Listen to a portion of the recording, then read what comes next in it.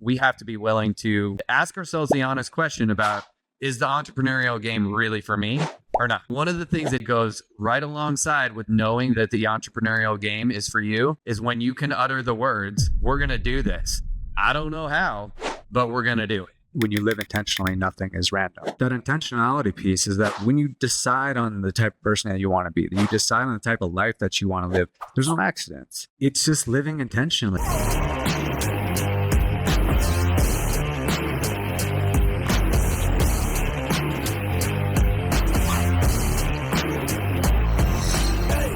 So this is going to be super fun because you guys are going to get in on the very first ever live edition of the Coaching Equation podcast right now. Let's go. This is going to be a wonderful way to do it because of the fact that there's so much more that we're going to do with this guy to the right of me. But we wanted to kind of pre-frame things. And to be honest with you, I'm a curious human being. I love interviewing people. Niko was nice enough to say yes to do this, and so we get a double dose of Niko over the next couple of days. And for those of you that don't know him, Niko is an AI visionary, creator of Vision Espresso. Some of you have gone through a little bit of that process. It's a breakthrough system that helps coaches and experts align their nervous system with their next level vision. Over 20 years of personal development and a track record of supporting high growth leaders, Niko shows coaches how to break through plateaus, not by piling on more strategy, but by shifting identity and activating their future self. Through Vision Espresso, he blends AI innovation with deep emotional intelligence, giving coaches a tool to embody the vision of themselves their business demands. The result, more consistency, more clients, more freedom without sacrificing health, values, or authenticity. Give it up for my man, Niko Arapkiles. All right, before we dive in on all the good vision stuff and all the things, I haven't even had a chance to ask you this, so I can't wait to do this. What's the origin story here? Like, I want to kind of go back and understand where this kind of started for you. So you kick us off at whatever point in your life makes sense, but where did this all begin? I appreciate you asking. Thanks for being here and grateful to be in this amazing room. The origin story came from a challenging place. I played baseball all the way through college. And I always like to tell the story about my mom gave me a copy of The Secret when I was 18. Anyone read the book, The Secret? The whole room. That's right. And so I started implementing that stuff in college. And that was great. And I'll tell you a little bit more about that. But what I realized actually in high school, I realized how powerful the mind was in not such the great way. Has anyone ever heard of the Yips by chance? Oh, yeah. Athlete. So we were on a really good team in high school, and I was, one of the highly touted players in the league. And some reason I just playing second base, the easiest throw in all of sports, likely, couldn't do it after like the third game. And that was really, really challenging. I went from, I was on the fast track to becoming a big leaguer. And all of a sudden, like, I'm not sure if I'm going to play junior college the next year. It was really, really challenging and one of the most like tormenting times of my life. And that's when my mom gave me the copy of The Secret because she was just like so distraught herself. She was having a hard time seeing that. Did your mom go out there and seek out a solution, or was it something that she already had some awareness of? Nah, she's a legend. She's been like one of my biggest inspirations. She's been in Mary Kay for like 20 years, earned like 18 cars. Like she's tapped in. She's deep in her faith. She keeps me on track in so many ways, and I wouldn't be here without her. So your mom. Well, I'm curious. In high school, your mom comes and says, "Hey, check out this book, The Secret." What was the thought for you? Were you at that point where you were kind of like, "Oh man, I'll do anything," or you had so much trust in your mom, you're just like, "I don't care what it is, I'll eat it alive"? Well, the crazy thing is, I didn't adopt it at all in high school because it was just a mess. You're too cool for school. Yeah, so it never the involvement didn't even happen till a couple of years later, and that's when I was in junior college. So I always wanted to go play Division I. It's the highest here in college baseball. I was on my second year of junior college, and I had one season to like play lights out. Otherwise, I was done playing.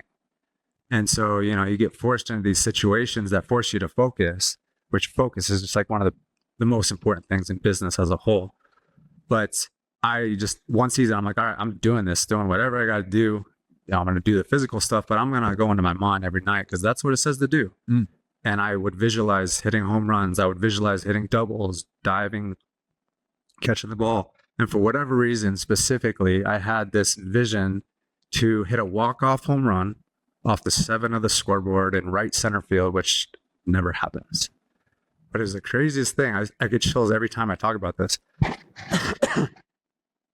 The game played out exactly how I saw it. I come running in, 7th inning. I'm the first batter. I come up to the plate, chills down my back immediately.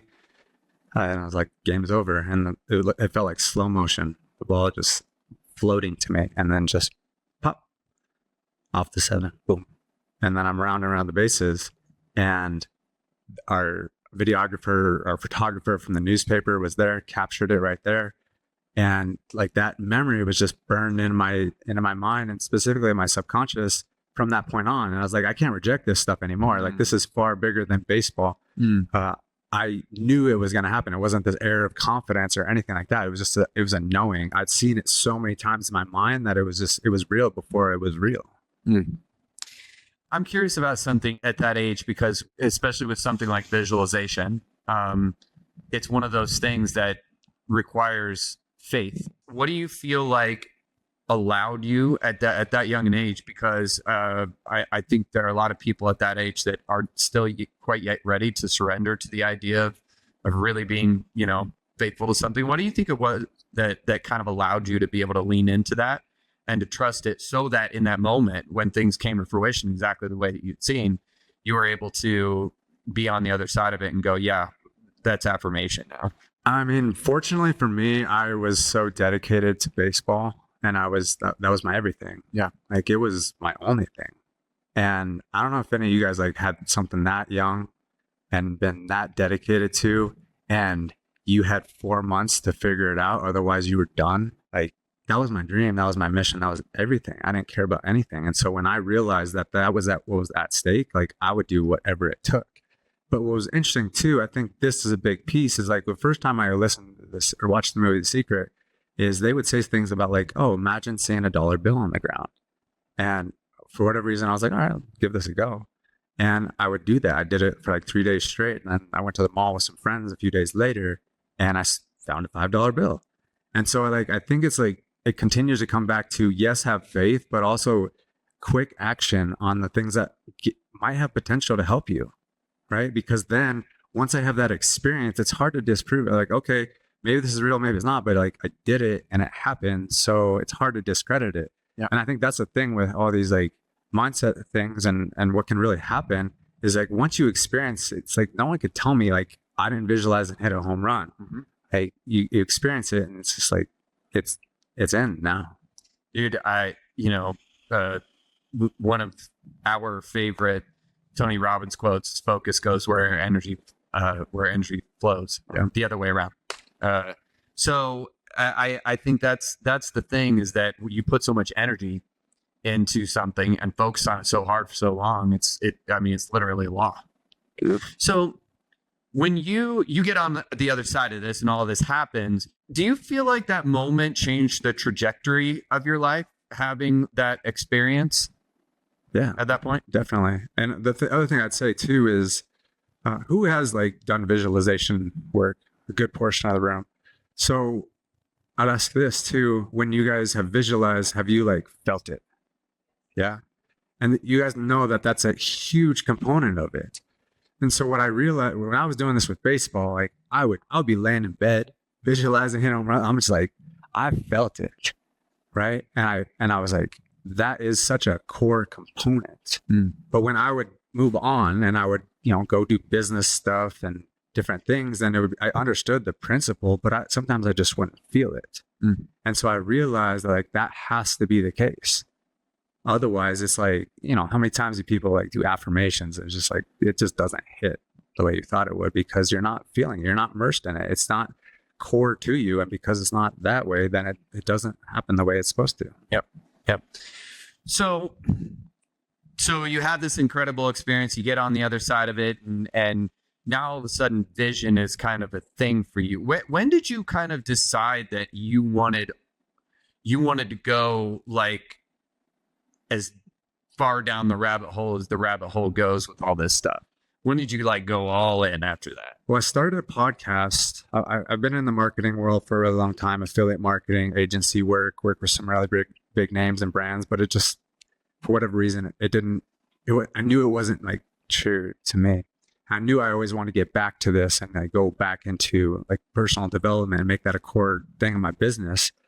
But again, I came to a point where like I was forced into it. It's interesting how God works, right?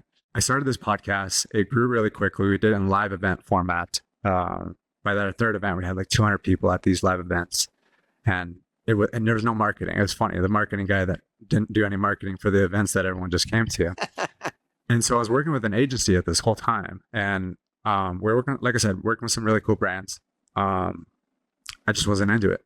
And then I also, kind of strategically set up some systems that allowed me not to work as much in that, so that I could focus on this. CEO didn't think that was so clever. So he fires me a week before our event when I was planning to like unveil Vision Espresso for the very first time. And I mean, I was coasting too, because like, we were doing pretty well. And I was like, oh, this is a great system. Like not working much, get to work on my passion. But he's like, no. And so I just had that, like, it was that moment where I was like, okay, it's time to full send. It's time to focus. And it never feels good in the moment to say like, hey, this is do or die. But for me, it's like, it's been what I needed. I'm always interested in this because the entrepreneurial journey fascinates me. And I think those of us that stay in the game all have something different. And there are multiple important waypoints. What was it in that moment that had you go, okay, great, I'm fired, but I'm just going head first on this deal, instead of, oh shit, I just got fired, I can't possibly go do this, I got to scramble around to find something else? What do you feel like helped you just stay the course anyway at that point? And it just, I could give the answer of like when I started implementing Vision Espresso, because it was like I had the idea, and this was like months prior. I had the idea. Immediately as I had the idea, I'm like, this is it. Because I know how powerful visualization is. My challenge with visualization is I couldn't stay consistent with it. Does anyone else relate to that? Yeah, a few people. I certainly couldn't stay consistent where like I felt it. And so I was like, well, how could I put together something that could help facilitate that, almost like reverse engineering the feeling and the clarity? And so I came up with that idea, and right away I'm like, if we use technology and and this was even before AI or anything like that, but I know how powerful music is, sound is, vibration is, like all these different things that can put you in that feeling. It was at that point I was like, this is it. Like, right away, I don't know what exactly it was, but I'm definitely a visionary, but I was just like, this is going to change the world. I saw it like flash right away. I was having a conversation with a friend, and something sparked. I'm like, oh man, we're doing this. I don't know how the heck I'm going to do this, but we're going to do it. And it's like, I can only speak from my experiences, but when you have those experiences, when you know something to be true, when you're present, when you're grounded, whether it's God or whatever it is that you adhere to, God placed something in my heart to say like, this is it. This is for you. This is your path. This is your mission. And I was very fortunate enough to hear that whisper. Yep. And I'm like, this is it. And then we launched it. And then the response was far greater than I could have imagined, because, I was there sitting there. I'm like, oh God, this has to work, because this was my only thing. But, it worked, and like the crowd went wild. We had a bunch of people, we sold out right away. And it's not been a smooth sailing from that point on, but it just showed me like the proof of concept. Yeah. And then when I saw that, it was like, all right, well, it's hard to deny this. We've got that proof of concept. It's just, we just have to figure out like how we're going to build this all out, but I know the idea is there. So when I saw that, felt that, and experienced that, it's like, I can't not do it. Game on. You know, one of the things that I want to highlight, first things first, you guys, we talk about this a lot, that, you know, we have to be willing to kind of check ourselves a little bit and ask ourselves the honest question about, is the entrepreneurial game really for me or not? And one of the things that he just said that I would say goes right alongside with knowing that the entrepreneurial game is for you is when you can utter the words, we're going to do this. I don't know how, but we're going to do it. The normal person gets wrapped up in the how. They think they want to do something, and then we just get so wrapped up in the how that we won't move forward. We get paralyzed by the how. The true entrepreneur, you know, goes headfirst into the flaming building going, I don't know how this is going to work, but we're going to do it anyway. I love that, man. And I think one of the other things too that I want to reflect about the story is that I think there are so many times in life and in business where God, universe, really just clears the path for us. And we always think that we know exactly how things are going to happen. Like you were saying, like, man, this is great. I'm just coasting along here. Oh, yeah. Right? God's like, oh, yeah, you know what? You don't need this distraction anymore. Let me just get rid of that so that you can go all in on your deal. That's powerful. That's powerful. And bravo for leaning into it. So what was, I'm curious about this. Why do you think right now, why is this timely now?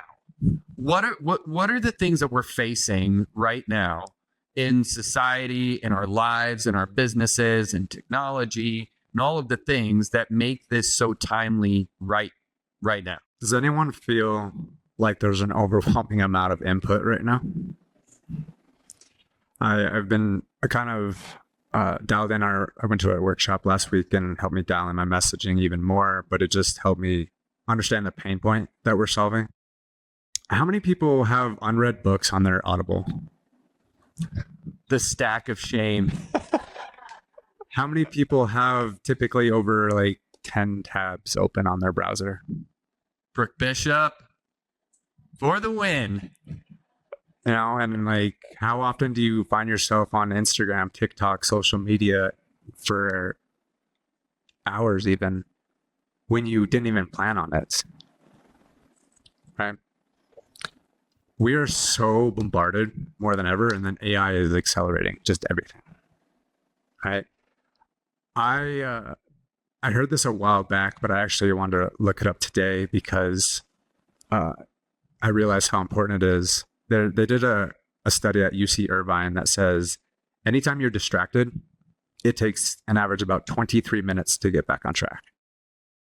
And so look at it like this.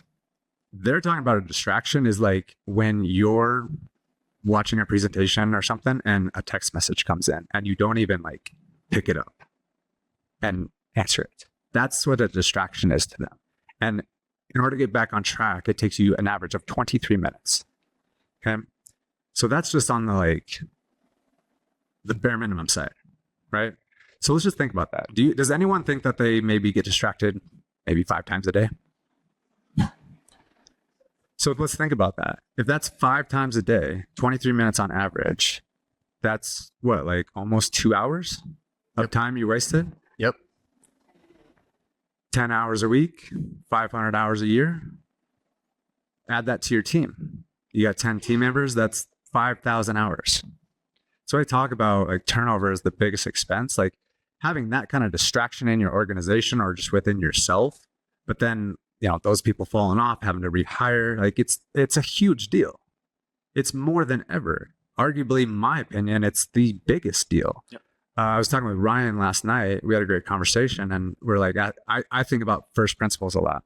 It's like, what's that one decision that's going to unlock the next 1,000 decisions? And so that's why I really believe in vision, is because it's the first principle. It's a thing that's going to guide every other decision. It's the metaphorical surfboard that allows you to surf the tidal wave of AI that's coming in. Otherwise, you just get swept underneath it.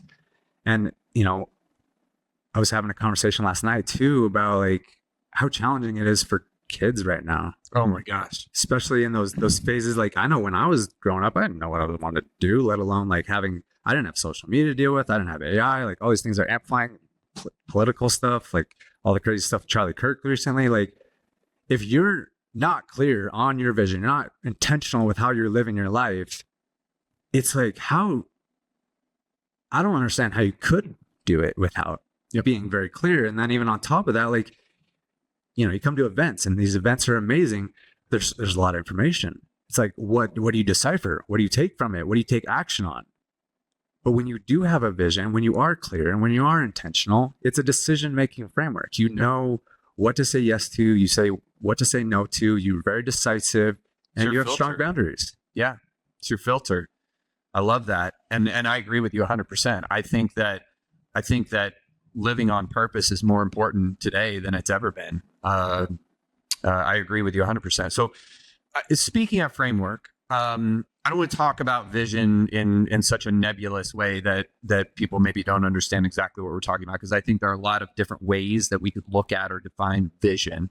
Yeah. So what's sort of the framework that you put around vision? How would you explain that? I really love to talk about it as it's intentionality.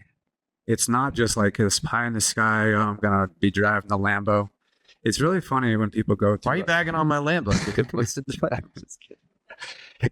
It's interesting when people come in and they do their Vision Espresso. And usually some of the first ones are like more of the surface level stuff. And as they continue to get deeper and deeper, it's more about how do they want to show up in life? How do they want to embody their highest self? I talk about this a lot where it's like, hey, I wanted the Lambo, I wanted the fly private, all that stuff. And then, their second one or the third one, it's like, I want to live intentionally. I want to operate in authenticity. I want to stay true to who I am. And, I heard a quote a while ago, and it was, when you live intentionally, nothing is random.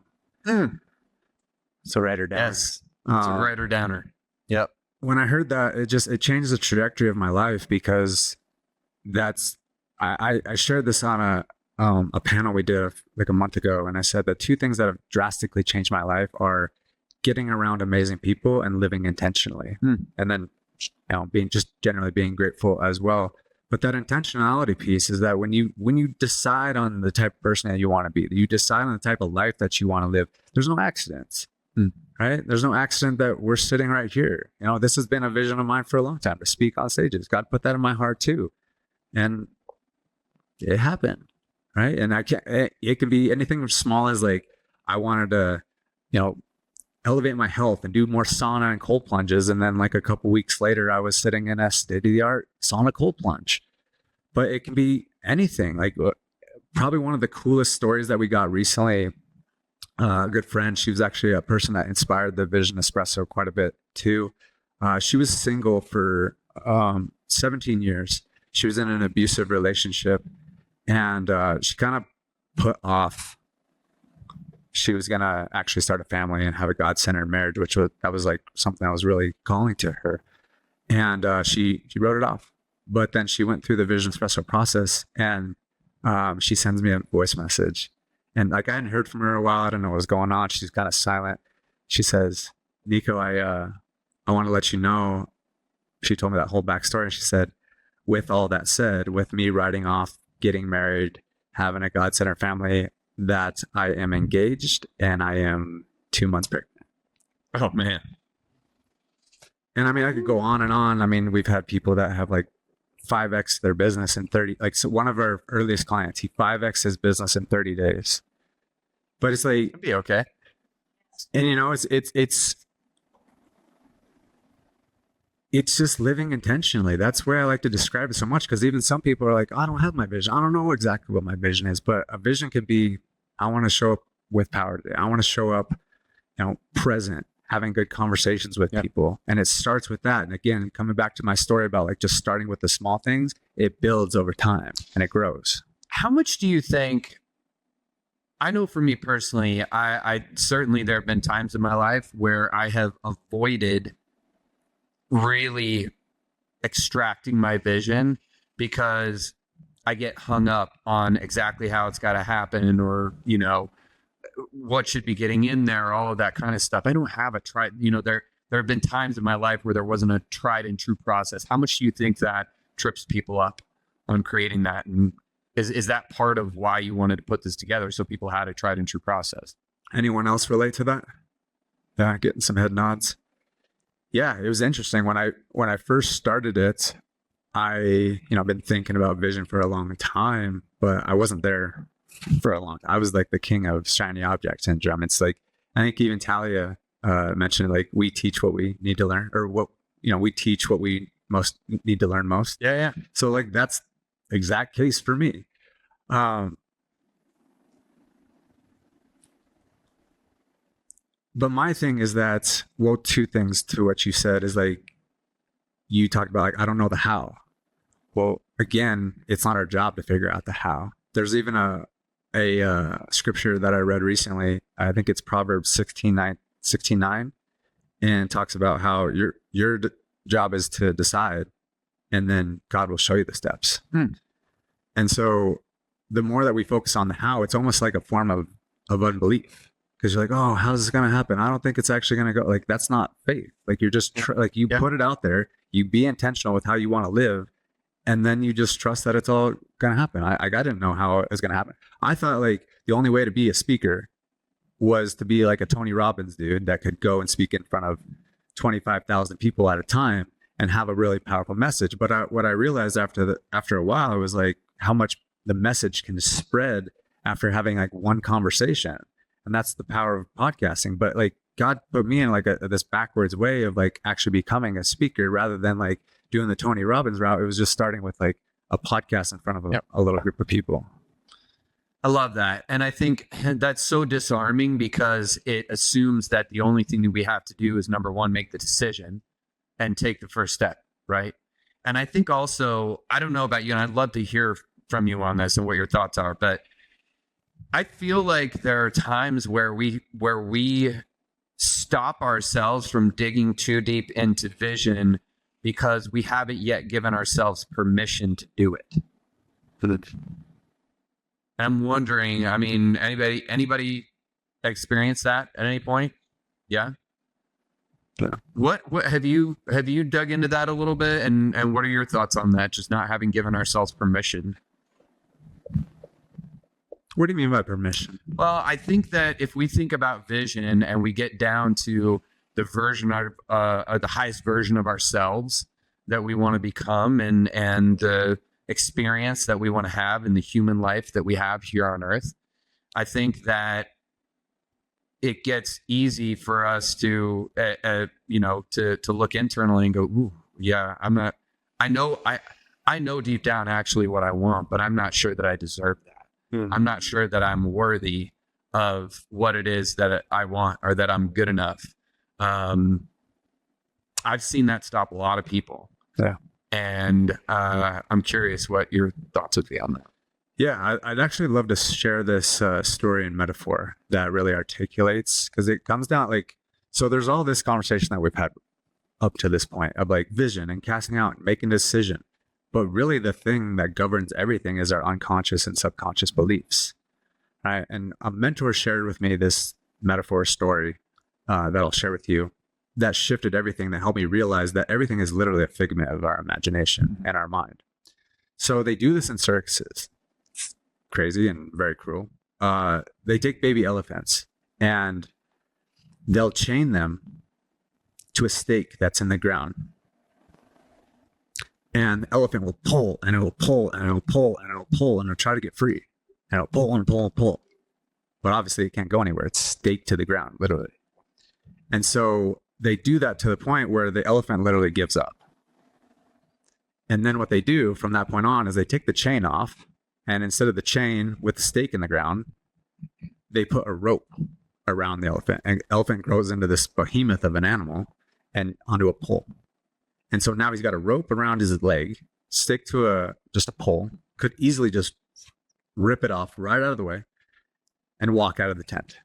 It's like the strongest animal there, maybe in the animal kingdom. And so the reason that it won't just walk out is because now it has a subconscious belief that no matter how hard it tries, it can go anywhere. Isn't that kind of crazy? Because like relate that back to our scenarios, like, oh, I can't make this amount of money. I don't deserve love. You do. It's just you got to walk out, even though. But the thing is, like in our minds, we don't think that we can walk out of that circle. And so my takeaway, and really like the message that I like to communicate is that it really comes in 4 steps on how to do this. Now, it's not going to be an overnight type of thing whatsoever.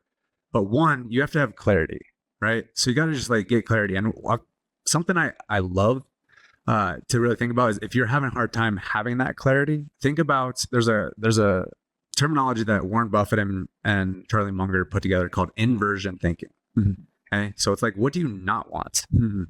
Think in the negative first, and then from there you can just flip it and say, this is what I want. So it has to have clarity. So with the elephants, like, I want to get out of the tent, right? I don't want to be a circus animal anymore.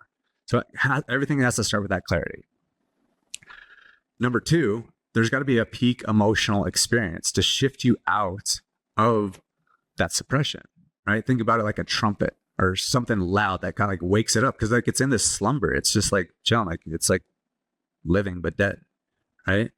And so we have to wake ourselves up, and that's why like I'm big on like when I would visualize hitting the home run, I would get chills, and that was that emotional experience. And so again, that's why with Vision Espresso we wanted to basically reverse engineer peak emotional experiences. And so going through that process is a good start. And then even on our bigger version that we have, I mean, I just did it a couple weeks ago. I've never cried so much. Like, and we've had clients that say the same exact thing. And it's like the truer that you get to what you truly know that you are for, like, I don't know, for me and a lot of people that we've helped, it brings out an emotional experience.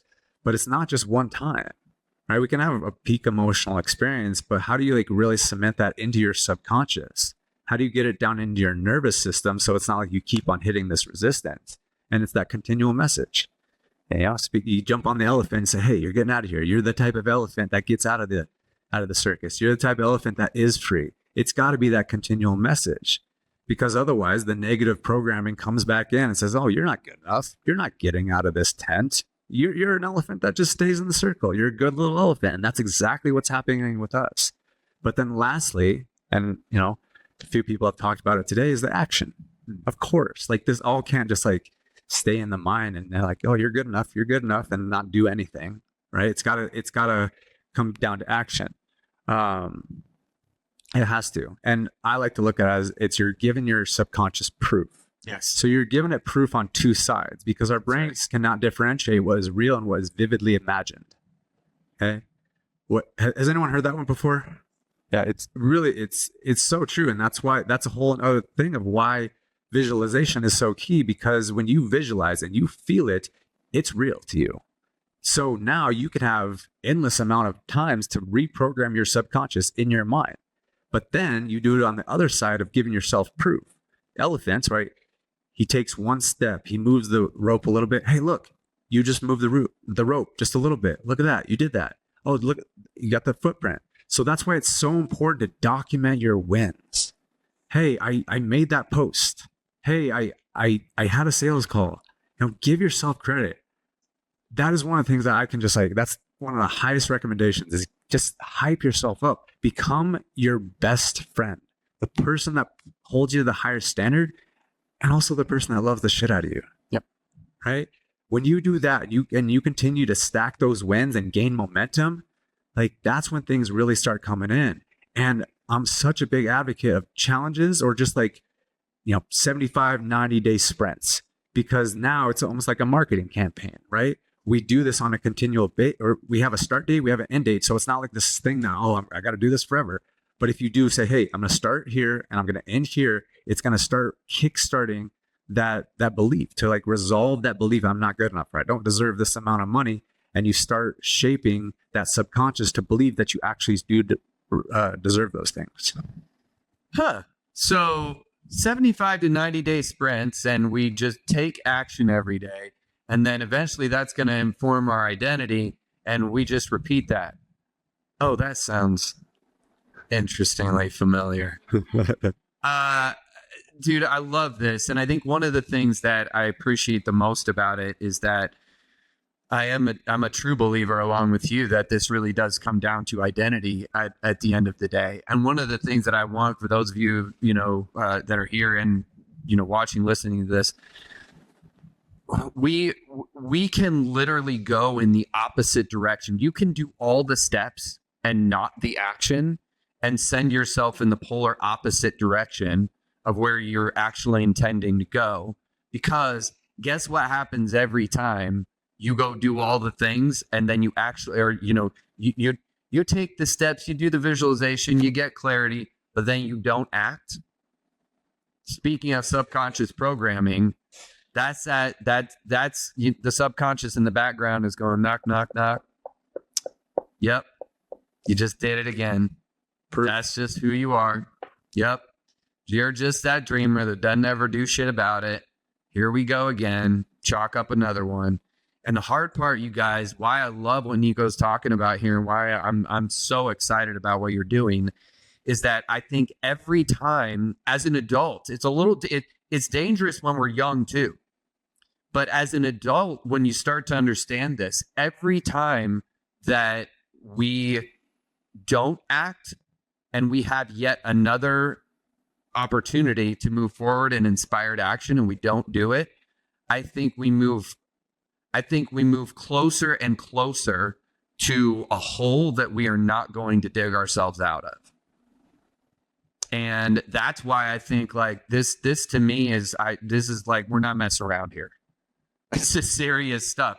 On the flip side, the cool part and what I love about what you just broke down is that this isn't like, you didn't just say, well, now once I get done with this, now I got to go like and speaking of elephants, I got to go eat the entire elephant in one bite. I got to go get my entire goal, or my entire vision has to come to fruition tomorrow. It's just no. It's what it's the little steps, and I appreciate the way that you laid that out. I'm curious, are you shared just a little bit a minute ago about some of the experiences that you've had with people, but what are some of the things that you've found in working with people on this where maybe people went in a little bit? Is there one story in particular or any that come to mind where somebody went in a little skeptical and was like, okay, dude, I've seen it all. I read The Secret. Yeah. Like, okay.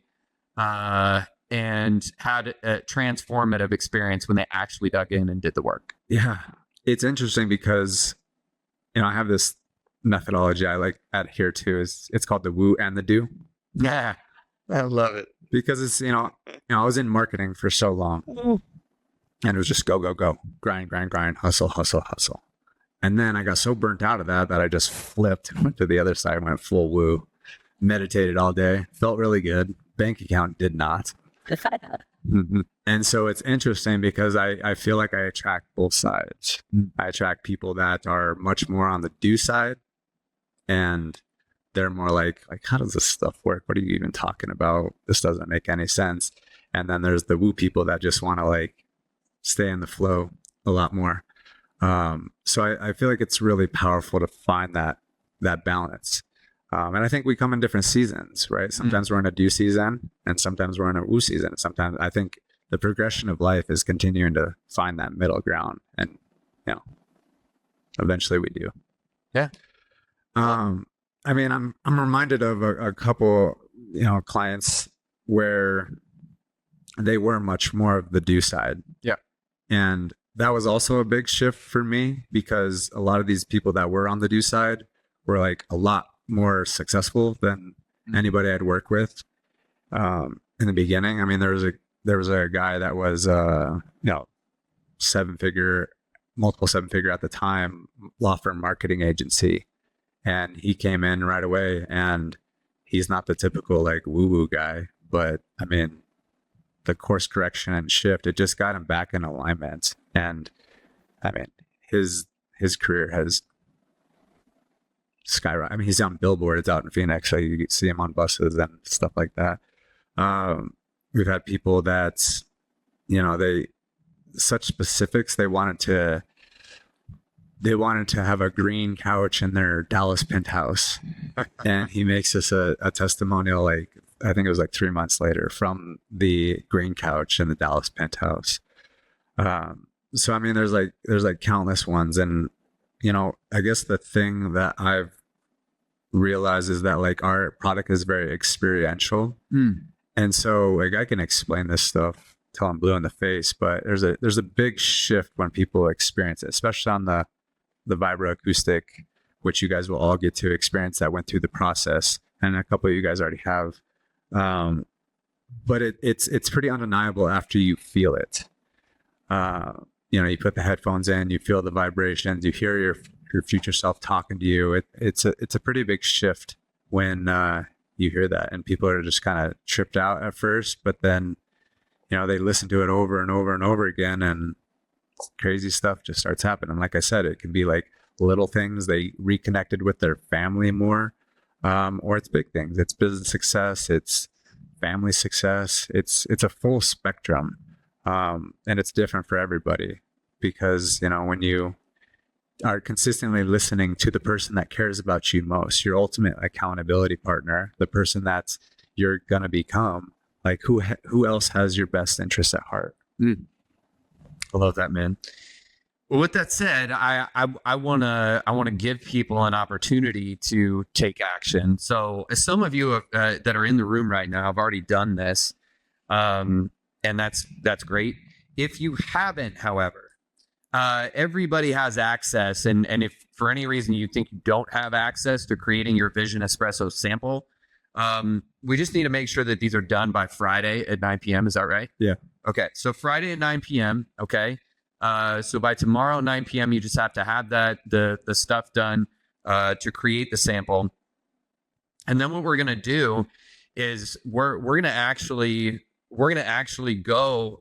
So Saturday, we're going to actually have a group listening experience with the vibroacoustic bed experience, and really give you an opportunity to lean into this vision and feel it and experience it, which I am super, super excited about. And by the way, I should say, since we're recording this, for those of you that are looking at this right now, and or listening to it, and you want to create your Vision Espresso sample, Niko, where can they go to create their Vision Espresso sample? Oh, we got a QR code. We got a QR code. Perfect. Nice. So visionespresso.co is the website you can go to, or you can just scan that QR code. Yep. One other thing I'll say is that I know a couple people have already gotten a chance to listen to theirs on the bed. So we make all these custom. They're not just like mass cranking them out, and it's not just like completely automated AI process. And we're very big on quality control. We want to make sure that these are very quality for everybody. So with that said, we do need you guys to complete it by Friday at 9 if you want to experience that on Saturday. But also, if you want to experience on the vibro bed, obviously they're like 2 minutes. So we'll try and get as many people in on that as possible. So the sooner that you do get it in, if you can get it in by tonight, then we'll have it available for you. We'll likely have it available for you tomorrow. So just the sooner that you can get it done, the sooner that we'll have it, and the sooner you can listen on the vibro bed, which is a completely different experience. And it just calms your nervous system. It gets you into such a present state. I've been sitting on my vibro bed. You can talk to Melissa about the vibro bed. It's a game changer. An amazing company we partnered with in Harmony, and it's like really helped me in my nervous system. And that's one other thing that I really want to preface here is that like a vision is great, and that's awesome, and just having a vision in general is amazing. But my big thing is that beyond just having a vision, it's about like really embedding that vision deep into your subconscious and your nervous system. Because what ends up happening, and this is probably another thing that I could share about like a lot of people that have gone through our process, all of a sudden people just recognize a different energy on them. They walk into a room, they don't even have to say anything, and people notice something different. And I feel like that's what a true vision is like when you're embodying it so much, people are just like, I don't know what it is about you, but like, I want to know you. And that's the experience that I've had a lot, and there are a lot of our clients. And that's really the mission that I'm on, is I want to have massive amount of people, the whole world even, to experience what that's like, to like really feel that type of energy, because it comes from listening into it on a consistent basis. And, you know, with the 90-day sprints or the 75-day sprints, things like 75 hard, that's why those things are really powerful, because they kickstart that proof, and they help you really embody that more and more every day. And so I just wanted to share that as well. And, you know, especially when you bring this into your companies and your teams, and when you have your organizations, everyone's on that type of frequency, it's a game changer. And so one other thing I wanted, and I told you about this, I asked if it was okay. Yeah, please. I just want to say one thing before we wrap up, you guys. I want to just say, I want to give anybody in this room that's got any kind of block around this, I just want to invite you to give yourself permission to just take one step. Because one of the things that I want to be really clear about, one of the reasons I was so excited to have Niko come and be a part of this, honestly, is that we can stand up here and wax poetic about strategy and tactics and plans and all of that shit all day long. In the absence of this kind of stuff, it all falls flat. It all falls flat.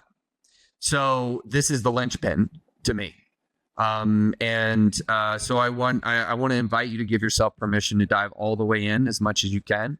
And if for any reason, here's the other part. For any reason right now, you know internally that there's something that's holding you back and you can't figure it out and you can't identify it and you want to, we have 3 incredible coaches in this room. Okay? See Chad, see Melissa, see Andrew.